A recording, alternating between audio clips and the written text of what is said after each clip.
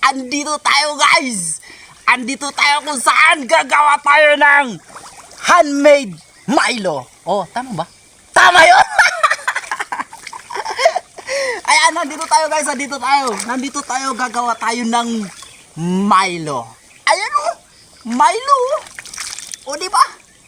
Solid to guys. Kaya ano pang kami natin? Tara, inumin na natin to. Let's go! May dala tayong plastic dito syempre. Para magbumuka talagang totoong Milo, diba? Ayun o. Ano, G? G. Inom na. Ew. Ano? O, diba? Syempre, lagay natin dito. Para mas masarap inumin. Ayun, ayun, that's G. Lagyan natin, guys. Masarap to. Ano ka pa? Kaya sa mga bata to, guys, wag nyong gagayahin to, sa mga batang nanonood dyan. Wag nyong gagayahin to kapag hindi nyo kayang gawin, Payo ka lang sa inyo. Mahinang nila lang. Wag nyong gagayahin to, Para sa mga katulad lang namin to, yung mga yan lang may karapatang gumawa nito. Ano lang hinintayin natin? Let's go!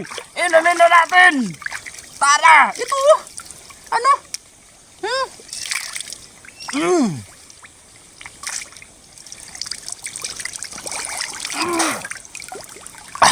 Sarap!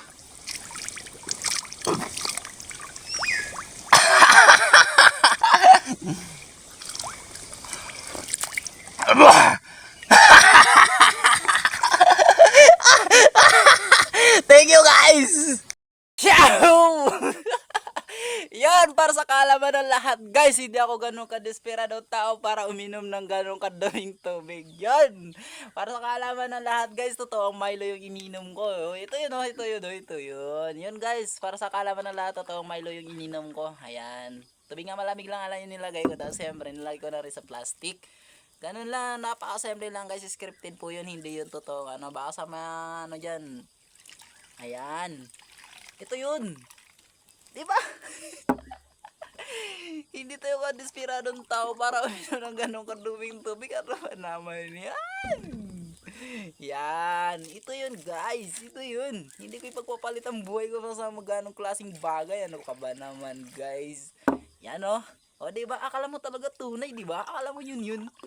Pero hindi yun. Ito yun o. Diba? Yan. Ito yun ang ininom ko guys. Ayan. Naprank kayo no. So, akala mo talaga diba? Akala mo yun talaga yung ininom ko. Hindi yun, ito yun talaga yun, diba?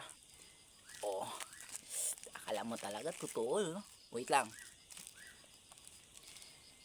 Tatali ko lang muna. Medyo mahirap. O yun. Diba? So let's go guys. Thank you sa panonood. Yun. God bless. Bye.